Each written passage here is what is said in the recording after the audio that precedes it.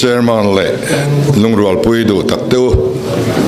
masain kum thar chibai in zawa in kabuk achu voina hian ka soi du dang te ka soi main thil soi trul pakhat kari rualo lut a oma Rajya uniform civil court and pass to ti country a Lok Sabha pass le tur anidona he uniform civil court ina min ngong dan tur soyangai lova kangaya he hi nasata ka kando angaya India Constitution 371G hian min hum him lo emo India rama Muslim te le Christian te le sa khodang te tana poem tur ani hi chu kan thei tok in kan do trim phot tur ani ti hi kan soidu a mani loka Citizenship Amendment Act kan do lo chung in min bar lui to a kan Chief Minister le Mizomi pui ai o Lok Sabha kan MP nasataka do antum thu min thrila ma se an thlop le tasia he uniform civil code po hi keini o ai hian kan ai o Mizomi pui ai o kan nei chu kan MP Lok Sabha hiania kan Chief Minister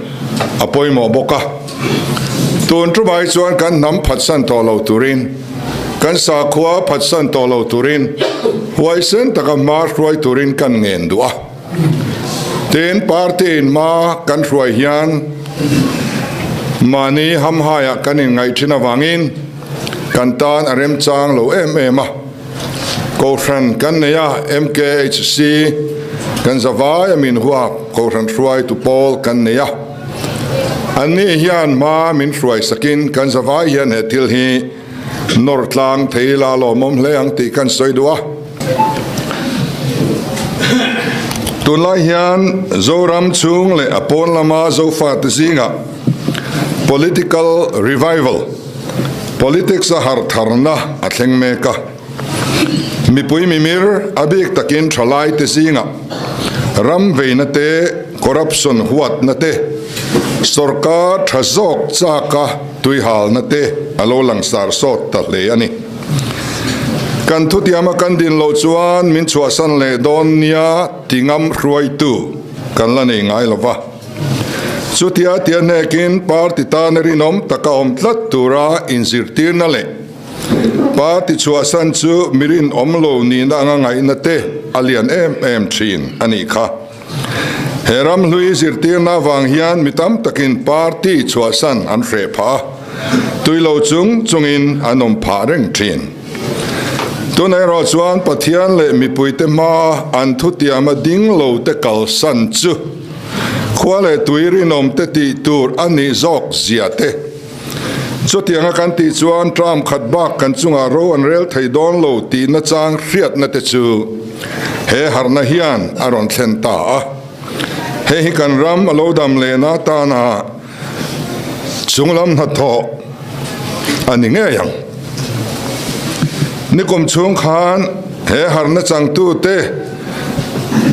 be se na thar ne na ZPM ronzom member thar sing chuang zet kan lom lut to a he voina kumsa ni le somni pathum atana office kan honni ani khat ni atangin member thar thanem takmai pekin kan lom le ta kan member thar zong song te in zawa in thinlung takin kan lo lom chewa sarkar kalphung thar mipui sarkar siam tura rinom tak le taima taka thok tur le zui tlak kan lo ni big lo ani ero chuan min chuasan le ngam turin lom takin kalom lut acheu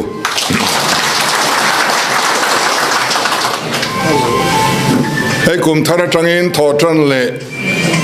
zirtop ni a chungin khom kan nei to dona kar le zirtop ni ki lo ngai ven in lo ngai poima ula tu thar lom om dang dai tak kan nei kan in be se ya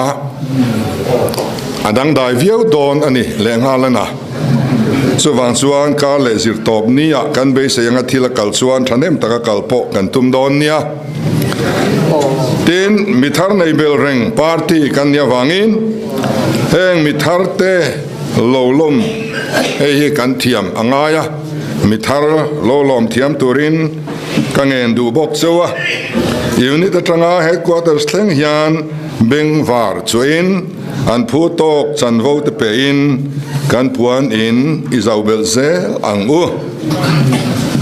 kum lui khiler na han nei lok ila kum sang ni le som ni pani kum kha mizo ramtan upaten kum chiat kum antiang kha ani kan ti thaial o me ramri buai kara ko scandal te COVID-19 ripuite vokpul friten nasa takin min nuaya kuari chimte kang meite leimin te kongpui chalutuk te kongpui lain namen lova kan environment ati chiat awang tein harsanatam takkan tok anikha biltang le lolak mumal lovanga Christmas le kumthar lim taka mang le thelo chung kwa tranem tak anom bok kumdanga kan to ngai lem lo har san sang sang kan pal tlang kum ani Myanmar le Bangladesh atangin kanu naute anron raut lan boka Bangladesh atanga kanu nau raut lan te thlawang hauna kan telve ngei atrul kan tiawangin kan office hon hun po kan son pa to hial ani hi he kum thara hian tuna kan din mun kan riat chian phot hi poimo in ka ria a kumbul kan tran ni hian tuna hian eng din muna nge kan din ti chiang taka kan riat phot atrulang kan minister pakhat chuan kan chief minister hi Delhi tlanga minister Ram Vilas Paswan a phei chuan ake a vuanin pathian biakin abelo chau timin frila chu minister bok chuan ram ria buain om thin chu mizo mi puite du dana nge in chinfil anita atiboka suti line sam chief minister Himanta chuan ni som ni December sang ni le som ni pani khan mizo ten kan ram anlua hectare sang khat zariat azau chu kan la le to a kan lak bel zelang ative thung kan home minister chuan smuggling chungchanga kan mit kan sia yani e atiboka thufing bungsom chang soma chuan mit sia tu chuan lungai na thlen ti kan muthung ani minister dang pakhat chuan kan election manifesto kan ti hlo tling deuh vek to ati mi amai bok MNA party treasurer chuan Delhi AAP sarkar ti thai ai tha in MNA win kan ti thei ati bok ani le ruling party roi tu then khat te soidan kan lo ngai thata a tuna chuan appointment chief minister soidan lo ngai thabai thung ila kan chief minister hian te khin thu fing tak mangin kan ramdin mun fia takin min hril thina belle pai om lovin asoidan ang angin kan tar antar langila longai huwa kan om mani point asoi chong tu ni lovin asoi tu in mo aphur mayang chu pakhanna chuan tuizem nei tu pa te khin thu ani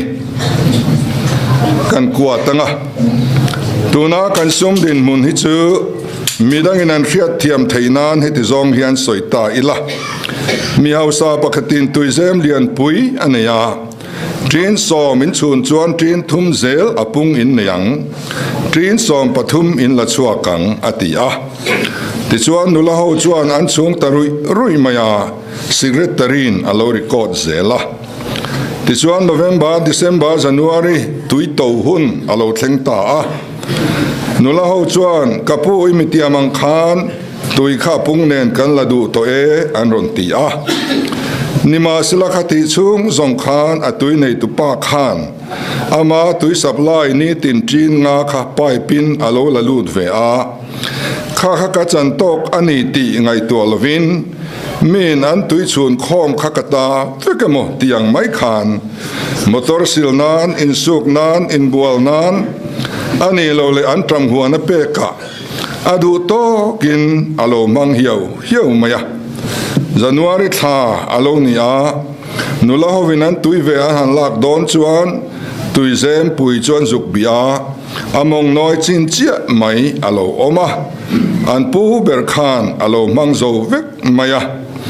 ti chuan mi tui bareng rengin thil dang ti na tur po om lovin tiang khan angol ta a chu tiang chu tu na kan poisa kan finance management hi ani tin min thil ani để kun thu đằng băng in miền Sri Lanka lang ao thật sẽ pa để kinh thu soi angin kanan soi lenga lalpan bu chi sema an lang ao thật sẽ pa khachuan abu chi kha deng faya ai ta char sara lo nei atum chuang lova ai zova trenom ta puk lea tikhan achangin mi asoma ka seme atithul ti chuan a leiba kha tamte maya chu tu na Mizoram sum din mun chia hiani atile bok ani economy chung changa Mizoram in thon chua tur anei om chun chu remna le muan na chau hiani atiboka corruption chung changa te khin thu thatak min ril boka tiang hian sual nei hau lova in nga yem in tita ila tu ma hian uirideng lum tur angin adeng lum masatur kan omlo tiang kha ani pio na tanga chief secretary thleng hian corrupt mia lo an omem tita ila liking mei zui tran na lai omlo khop hian kan vai hian kan ni a engti kong ma hian achung beratanga ate ber thleng hian kan vai hian corruption a free veki pakhat ma kan om aring lo atiani be don thak ang reng khop mai chuan ei ruk fin fia chung changa tekin thudang kan mule a nula le tlang walin kan che sualai min mu emni tin min zot se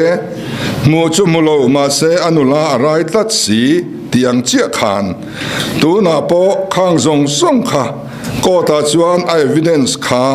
hei yani ti zuk phorlo maila a result en khan ani thei to lo reng renga anula arai tata atile boka nula rai te khin thu ya nuai zakwale pakwa chung chang te min ria chua tira kan mitla abu mazumdar te zakir hussein te musa ahmed te kamrul islam laskarale restricted dem te anlo lang bok ani so tu na kan din mun kan ram try to berin min fil ani ti chuan kan ram ta na thalo ber hi nge kan ti chuan bible in min fil ani Timothy thon khat bung ruk chang so ma chuan tang kasum ngai na ti swal tin reng bulani ti kan moni swal tin reng bul tang kasum ngai na awangin kan ram achemek ani Eruk ching te kan ram mel malian berle minok sak berte ani tuna chuan nau pang pol sari zirlai chenin tu tenge ani an soi thei to Central Way me chuan ni som thum October sang ni som ni pa ni khan eruk do na kongzo wakathon anneya sinot in khom puya po eruk do na lam agenda thanem tak aluta kan pastor huai sente po alo out chuak ta hialbok assembly sessiona MLA lo punchung chang ngai tu ani tum khan minister pakhat chuan MLA kan han ni ve a alo hal tak le mai alo re thei tha khop mai buai nak chang om atia chu minister re thei in ti tak chuan kumin Christmas khan abiala present nuai som pakwale sin komanzet athonin asem thei thau mai kan politician te singa lo number 2 chief minister ania kum khata cheng nuai som ni panile sang riat aloa alo number lo po hi in mun ti tlak deuh leina khop atling lo chu ti sunga Trump khatlek MLA le minister ni te an house aman viau zel mai hi chu an ei ruk lai mulo mai la an ei ru ti chiang khop mai nularai tlat angkha an ni kan bial serchi bial le mundanga te blanket le thil dang sem alar le in thandon zana zanwak ven ngai zia mai te last minute ti te hi politics ai ot an ni an sen so kha mulel le antum chinawangin heng hi corruption ring tu an ni ei ru na reng dan bo chiat na atil zel lo theilova tu fing bung som ni pariat chang kwa chuan dan ngai thadu lova nu chon tu chu atong try na po ten omani ti kan mu kumin in thanlom tu rahian ZPM hi sarkar talo ila kan ram din mun chuan na sale zualin chiat lam apan nge yang ti hi ka soingam ani mi hau satlem te za som ni vel hian nget le zualin min obet don ani tuna po hian huan tha ram tha le sangadil te hi a khochung mi te ta ni tolo mi hau sata atam em to ni chung mi te chu khwal liana te kan soma sen so te min tup saka min sponsora NGO ate politics ate ko ran thlengin kan chung en zui du hle diktak chuan bial tin hian candidate tan mi hausa zar zo tur nga an mel to a mi tha tak po sumanei lo chuan dingatan kan yai than der to ani hi chutiang ho obel noya chuan kan kun le ani ngat chuan kaini kal phong thar zuar tu te singa ngai po hian mi beidong kan tam tualanga a chhazonga in tlan siak na sala nge takin kan tang hlenang ti hi alom tak seta England ramaro rel na kal sual lak lo siam that ngai na om to lo khan Robin Hood le ho te chu serut ngopuya aum lut ang mai khan tharum thona le thisen chuana revolution nen lo chuan kan rami kan chan chuak zo to lo mayang ti hi alom ta le mai chu hun chu kan pum pel theinan le thisen tel lo chan chuak thei kan lani lai hian in than lom tu ra hian kal phung thar mi pui sarkar din ngei turin vot nei to phot chu vot thak theu turin ka som a cheu tin to kina kan sermon ngai thak dung zui khan ZPM hi kan dang lam turani ti kan soi le duwa kan ram le sarkar ti sethin tu te hi tu tnge kan ti chuan ruling party zel hian ni a thazonga ma roi tu ruling party hi om se chuan mi puiten kan zuanga kan ram chu kan siam thamai tur hian ya nima sela ruling party apiang mai hi unit le village council atanga alu ber thleng hian an na hi a chetlang pui viau zel maya to na ya po bol puyen zia CHC sakchu join YLA in an chu chiat sakhial ani kha chutiang chu soitur atam khop mai ZPM hi pathian le mi puizara kan lo sarkar ve hlau ani chuan chutiang chu kan ni ve thiang lowang kan dang lam tur ani beidong to ten be se na thar an ha na om chun kan ni a mi te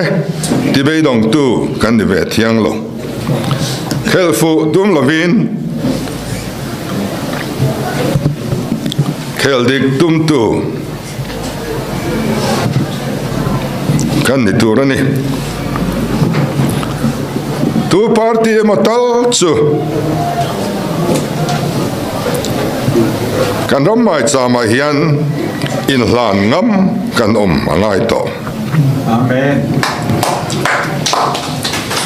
sarkar tha kan din don chuan sarkar huna chau ni lovin tu na tang hian kal phung tharin a thei chin kan kal turani party tinin campaign kan tran theu to dona tu na tang hian corruption hi kan do ngal tur ani a kan campaign dan po athiang lim turani mi hausa kan lau tur ani lova an laka kan zam tur ani heklo MPF le ko san sang te mitti khamin kanom tur ani lo tun la media lama kanin beidu dan le kan trong kam ban du dan hi abol lo ta le mai keini chuan party dang le an try tu te kan zain trong kam hoi hom takin kan mang sam tur ani party pa chuan min beina tur lo boy pui tu turin committee an din hial ti ka ria party dang pakhat point assembly a ka thusoi video zong la chuakin min beinan manan tummek ti po ka ria ani tumbung deu le thu dang ne na kai kopa aom zia bo zo vek khopa ti chuak lovin kluan tling taka ti chuak turin ka cha du ani diktak chuan kan politics si atenom ta khop mai hei wang hian mi tha tam tak an lo tel du lo pha ani hetiang bo ruak kara hian tuiti film tu ni itum sham ang u ato bera chuan candidate chungchang han soi ila kan VUC te du dan hi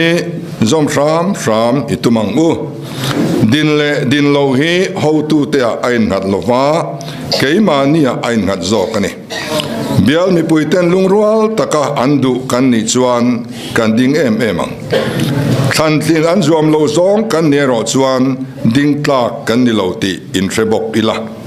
sit chan lo wanga ti taw emo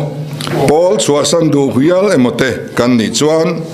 chutiang mi mani ham hai du na wanga politics a lut te chu kan ram hian amamo lo ti I rebokang u kum top lama kanin thlang do na semi final kan pal tlang to MNF nen final kan khel don ani amala sarkar ngei turin itrangang u party dang te ain kan tai main kan thok rim tur ani kan mi mal ei zon na thewa po enton tlak ni tum ila khosang sanga kan hruai tu te po hi khokhat patai ma pol an lo ni le zel maya alom om tak meu ani he kum hi kan ram tan mal som na alo ni theina tura man ro tangkai ni theu turin du sakna kalana cheu kalome